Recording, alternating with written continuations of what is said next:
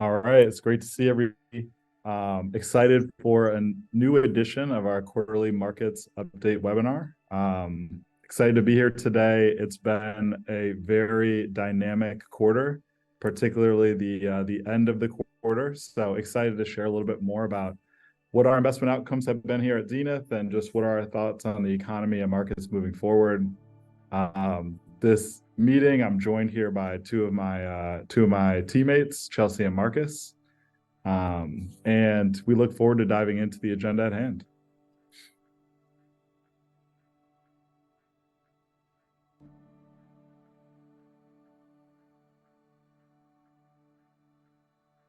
Dream team, this is what we're calling it. So we had such good feedback, with Chelsea and Marcus on the call last quarter that we had to get the band back together. Marcus, I'm excited to hear your perspective on the economy. Chelsea, to hear your perspective on how some of these investments impact our clients, particularly our individual and family clients. So I'm sure we're in for a nice discussion. And, I think sharing some of these insights just to really not only talk about our decision-making and thought process, but hopefully to help inform your decision-making and thought process too as you watch this later. So yeah, let's dive in. So it's been an interesting quarter, like I mentioned, alluded to. Just this past month, September, we really saw some significant market volatility. You can see here on the left-hand side of the screen, just the indices that we track in the U.S. economy to show different market returns. So the S&P 500 is U.S. large cap companies down almost 5% in September. International equities represented by the EAFE and the emerging markets indexes also down, but not as much. And then the Bloomberg U.S. aggregate that represents really corporate bonds in the corporate bond market. So we saw some downside volatility. It's felt a little choppy. Really all quarter we started to see some downside in early August. I think market participants are starting to get anxious about the economic reality we're in, and then the policy that's being set to really address some key indicators that are important for the U.S. economy and for investment markets. We're going to dive into a couple topics, but energy prices, inflation, policy have really driven some of this volatility, and it's going to be interesting to see how the rest of the year plays out. But Chelsea, I know some people have been reaching out just relating to their accounts and performance and what they're hearing in the headlines. Like, how do you feel conversations have been with clients? Yeah, so I think this year has been a really interesting year for the market, where we saw the market pick up quite a bit in the spring and in the summertime. And it feels like a lot of those gains have kind of walked back, especially with the performance over September. A lot of clients are wondering what is going on, but they're also understanding that there is a lot of changes that are occurring in the market right now as well. The main thing that they're asking about is this an opportunity that they should seize, or should they be a little bit patient? And I think that's been really interesting as we've been having conversations and really bringing it back to their goals. And for a lot of our clients, they do have a longer time horizon before retirement. So looking at this as an opportunity, if they do have some cash on the sidelines, to put that money into the market, where if they are coming closer to retirement, really looking at this as an opportunity to revisit their allocation to see if it makes sense, or if there's some changes that we want to make sure that they can still reach their goals. Absolutely. Well, and I think that brings up a great point around diversification, right? And making sure that the asset allocation is set correctly for clients, right? Sometimes the S&P, performing differently than international markets, I think is a dynamic that, we expected considering the start to the year that the S&P 500 had. But Marcus, if you want to go to the next slide, curious to your thoughts, Marcus, here on maybe some of the different sector and size and credit sector performance that we've experienced over the last month. Yeah, so really high level talking about the equity sector and recent volatility that we experienced in September in particular. In September, we saw most equity markets have a negative decline, and that was directly correlated to the Fed's decision regarding short-term interest rates. As we continue to see elevated yields for Treasury, you're going to see investors really evaluating the risk premium. Does it make sense to still take on additional risk and have exposure to equities? Or do you take that 4.5%, 5% yield that you can get from treasuries, which is used in investment equations for valuation as the risk-free rate? Also, on the credit side, we're seeing some volatility with long duration bonds. Long duration bonds have more sensitivity when it comes to interest rate movements. But our expectation, and we're going to talk about that a little bit more a little bit later in the presentation, regarding long duration bonds and how potentially in 2024 this asset class can perform drastically different than what we are experiencing in September and in October. Yeah, I just want to call, I think that's a great point, Marcus. And, just want to call forward too, just some of the dispersion across sector and size, right? Energy up 2.63%, but real estate down 7.25%. I mean, that's a pretty wide deviation for sectors, right? We look at size and style, same dynamic between emerging markets and developed international markets versus, U.S. small cap markets. That 4%, range there is pretty wide compared to what we see most quarters. Along with the credit dispersion, I mean, look, long duration, the U.S. aggregate 10 plus year down almost 6%, right? Versus, kind of the shortest duration being flat for the month. So, I think as we look forward, period and just an environment and a reality of higher interest rates, I think is going to continue to create dispersion like this and fuel volatility in certain segments of the market, but not others. Marcus, why don't we head to the next slide to talk a little bit more relating to this dispersion, but how we've seen it really drive the energy markets, right? So you saw energy being that top performer there from a sector standpoint. Energy can be a tricky asset class for us here at Zenith. We do have a number of clients focused on sustainability, ESG, value line and mission line investing.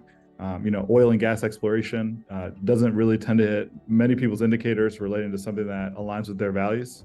But energy markets have really been rocketing forward as oil prices have gone up really over recent this year.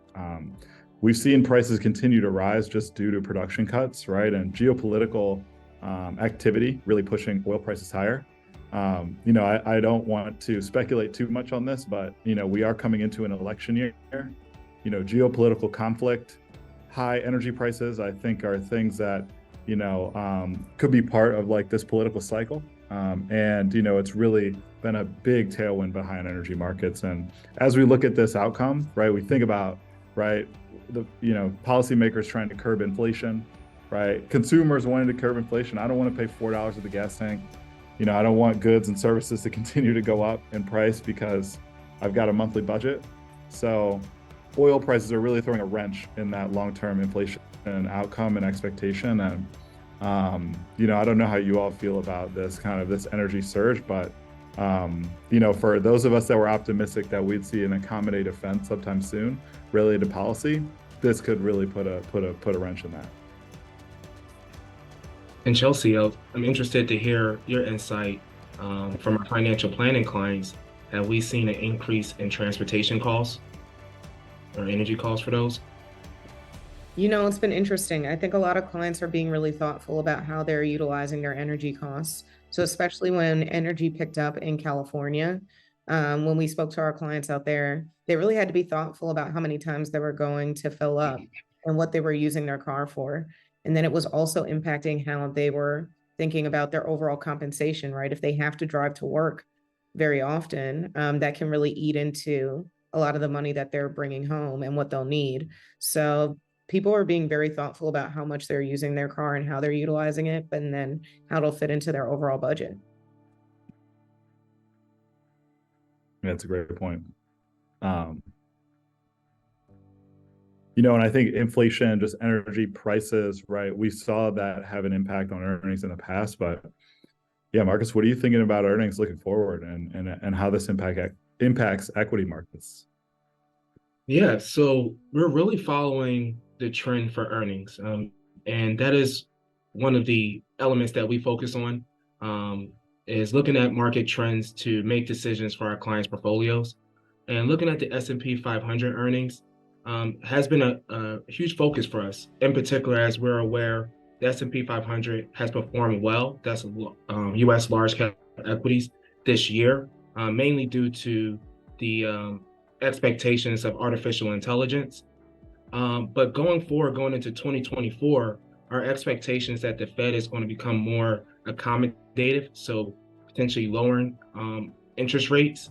We anticipate earnings to grow for our S&P 500 companies and ultimately having a positive impact on the share prices. For sure. We know that earnings are the long-term driver of the stock market, right? And, things in the interim like geopolitical tension, Federal Reserve policy have an impact on, long-term returns, but earnings are really driving, right? And we saw earlier this year, analysts really undershot the earnings potential of companies in the both large and small cap U.S. indices. But this quarter, I think because of those misses on expectations, I think we saw analysts get a little bit more aggressive and optimistic related to companies. And I think as we look ahead, we're seeing more aggressive earnings estimates for a number of sectors. I think that's going to drive, right, so how share prices respond to earnings. Looking back at the last quarter, we had a pretty positive percentage of our peak portfolio had strong earnings, but the way it was received by the market varied in many scenarios because of the expectations that the market had about those earnings. So I think that as we look ahead with a recession and how people feel about the broader economy, it seems like analysts are moving away from that expectation of recession and doomsday for corporations, but more in the fact that corporations are going to do well and we're going to see positive GDP and we still have a relatively strong consumer.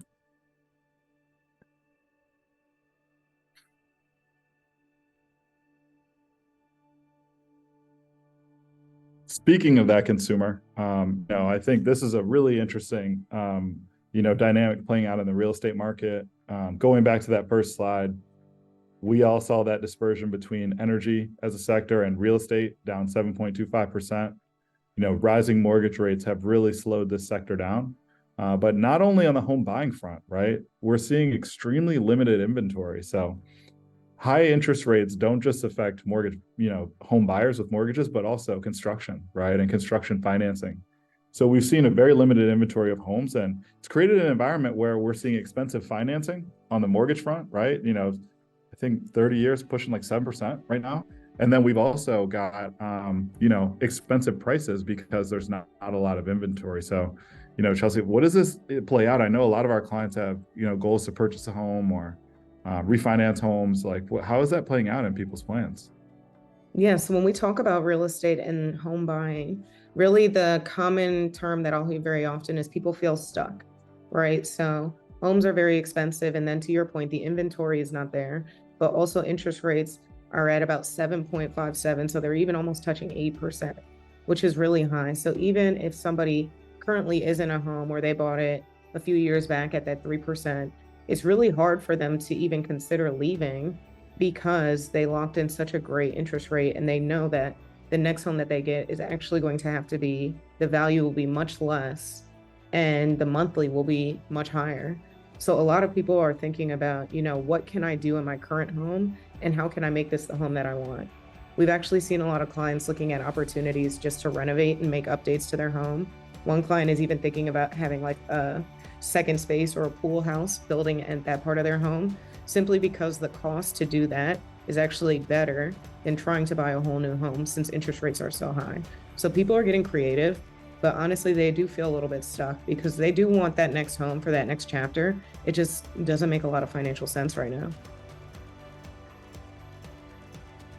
And this ties in perfectly with what we're following with interest rates when it applies to our investors, and in particular when it comes to fixed income. So we're looking at the yield curve right now, and currently with the yield curve, you're getting compensated for being in short duration. So that is your money market type of securities. But then also you're getting compensated for being out a little bit for long duration. This is going out 10 years plus for maturity. So how this influences our investment philosophy is when it comes to fixed income, what we've currently been doing for our clients is implementing a barbell strategy for fixed income. And what a barbell strategy is thinking about a barbell for working out. We're overweight short duration and we're overweight long duration, and we're really have barely any exposure in intermediate. The reason why is we touched on it earlier. Short duration, you can get 4 to 5% income on your money market right now. And then also we're looking for long duration as a total return play. Total return is the expectation that in 2024, the Fed starts becoming accommodative and we start to see the bond values of those long duration, the bond values of long duration bonds start to increase, ultimately leading to attractive risk-adjusted returns for our clients. Jason? Absolutely. I mean, look, I think in this environment, we're seeing a dynamic interest rate environment. This type of move over a quarter's time is significant, right? And I think as we see policy uncertainty or even a more hawkish Fed, we'll continue to see volatility like this. One major thing we've done, increasing duration, I think is, I think that's a testament to our process and just like us making sure that we're not only taking advantage of what the market's giving us by having a barbell approach and investing in short duration as well, but looking ahead for the future and trying to make sure we're investing in areas that have good long-term upside. And in a period like this, whether you're short duration, long duration, equities, credit, I think one thing that we've really focused on for our clients is ensuring that their dividends and interest is reinvested in their position. So those long duration bonds paying out dividends that are higher today than they were a year ago because of interest rates, those dividends on a monthly basis are getting reinvested into shares of the holding. So as we see upside and downside volatility, our clients are continuing to buy in and adjust their cost basis to a more attractive level by reinvesting those dividends when we see downside, and it gives them more upside capabilities moving forward. So, that's been our strategy here at Zenith. I think that's going to play out to, our client benefit, in the medium to long term. And as you watch this and manage your own portfolio at home, I think that's a really relevant point to make sure that your dividends are being reinvested, not just in your fixed income if it's long duration, but also in equities as they pay dividends, or any other sector that pays into your portfolio.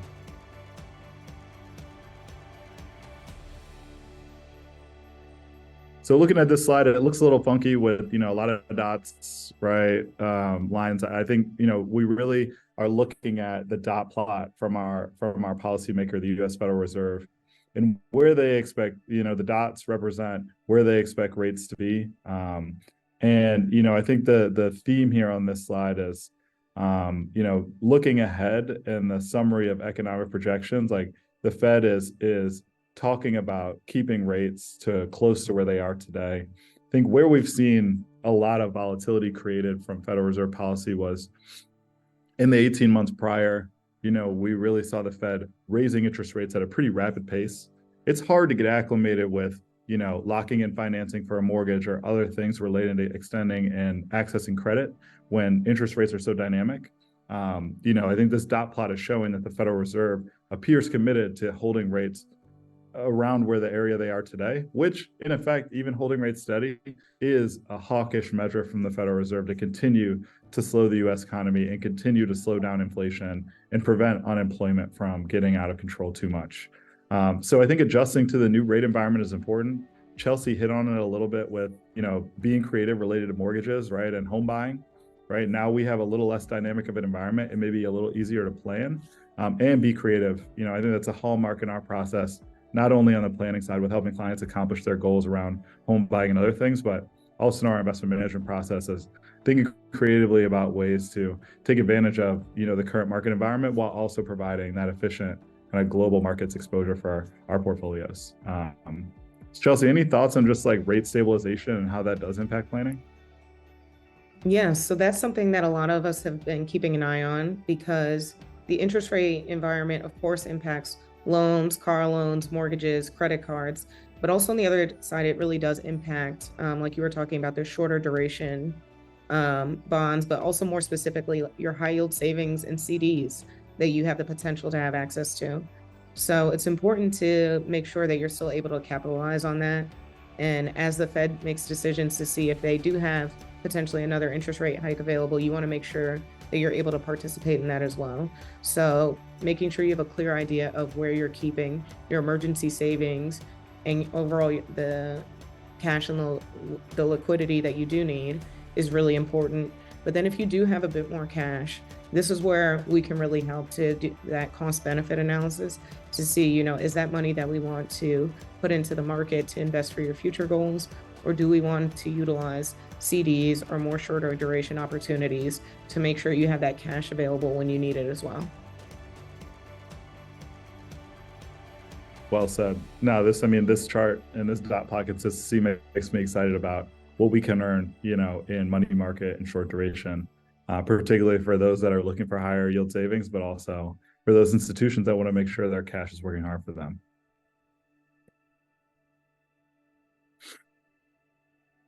Marcus, what do you think about, you know, what the Fed's going to do moving forward? I know these expectations are going one way. I know you've got your own perspective on this.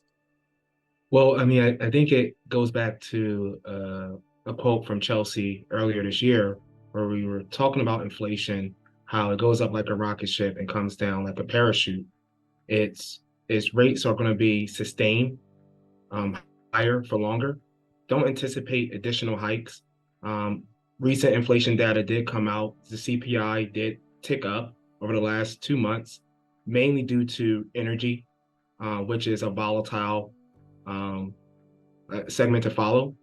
However, the Fed follows the PCE, which came in pretty steady, showing that the monetary policy, the tightening that we experienced over the last 18 months has been working and leading us down the path of their ultimate goal of a soft landing. Because the Fed has a dual mandate. They want full employment, but also they want to make sure that inflation doesn't go crazy. So as of right now, based off of what we're seeing in the market, it looks like we're going to see sustained higher rates. Hopefully in 2024, as inflation moves closer to the Fed's target of 2%, we might see some monetary easing, which means interest rates lowering, which will have some positive impacts to the market and the real economy. It's good. No, I agree. And honestly, I thought that quote was yours, not Chelsea's, but if you gave her credit for it, I think that's one. It's a team. It's a team. Exactly. Team. Well, and that leads into, we briefly touched about soft landing, but also a lot of clients, especially with the recent market volatility, also their actual energy costs going up, so their real budget is getting impacted. There's a recession on the horizon. Once again, we don't have a crystal ball. We're not here trying to predict if a recession is going to happen or not. But what we do is look at economic data, and these are leading indicators that gives us some insight into the potential path of the real economy. So as of right now, we're not currently in a recession. Recession is a lagging indicator, but GDP is still positive. We haven't seen GDP growth. We haven't seen negative GDP this year. But also looking at some key components that we're following is consumer spending. Consumer spending is still strong, but we're starting to see that trend slow down. The reason why is we're seeing the start of student loan repayments. Also, the savings that a lot of consumers built up during COVID when the whole world was shut down, that is starting to dwindle. So that is a good sign. Even though our pockets and savings are starting to dwindle, it's a good sign that inflation and the Fed's monetary policy has been working, inflation is coming down, and that we could potentially get to a point where we combat inflation, the consumer has some heartache, but not a recession type of heartache. Absolutely. Well, and I think, calling out the consumer, we all know what drives GDP. We have to sound like a broken record on these webinars, talking about how the U.S. consumer and their spending is 75% of gross domestic product, which is that recession indicator and a sign of just how economic health is going. I think, Marcus, you brought up great points related to student loans coming back. We look at also other things like, the amount of debt that's on the U.S. consumer balance sheet by household, and that has grown, right? And interest rates up means more interest is paid if people are delinquent on loans. So, we're starting to see the tide change for the consumer that was enjoying, a period of high savings, limited travel costs in COVID, right? And really, stimulus efforts that put money in the hands of the U.S. consumer. Now, I think, we're starting to see the other side of that, and it will be interesting to see how that impacts, economic projections here in Q4. And we got some big spending, days coming up with Black Friday, with, holiday spending. I think that all those will give us a great indication of where the U.S. consumer is, and if people continue to lever up on credit cards, or, if people start to, take their medicine and deleverage a little bit. But I think the next slide that you have, Marcus, here is really telling, relating to leading indicators that may impact the U.S. economy. And outside of the consumer, I think this manufacturing index is really one to pay attention to, as we've seen that fall pretty close to the trend line of recession. And just looking at industrial output, I think and manufacturing, I think, is a really unique indicator to just show how hot is the economy running, and how many new goods rather than services are being produced, to be spent on by consumers and businesses. Yeah, and once again, these are just active canaries. It's based off of historical data. Doesn't mean it's going to be a indicator of what's going to occur for us. But one thing that's very common that a lot of retail investors are aware of is the yield curve inversion, that you're getting compensated more for short duration than long duration, which is usually followed by a recession. So that did occur already, and that yield curve inversion happened back in October of 2022. Also looking at the New York Fed. So the New York Fed always provides a recession probability chart that has passed over 40%. And usually when that passes over 40%, a recession usually occurs. But going back to the data, we only look at what the current data is showing. Currently, the data is not showing that we're in a recession. We're still seeing positive economic data at the same time.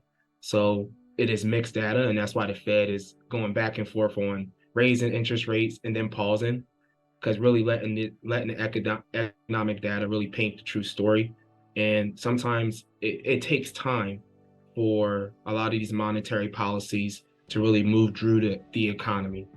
But we just wanted to bring these leading indicators to your attention. These are indicators that we're following. This impacts our investment philosophy, impacts our investment strategies, but also it gives us insight into helping financial planning for our clients, how to hedge some risks and position certain assets.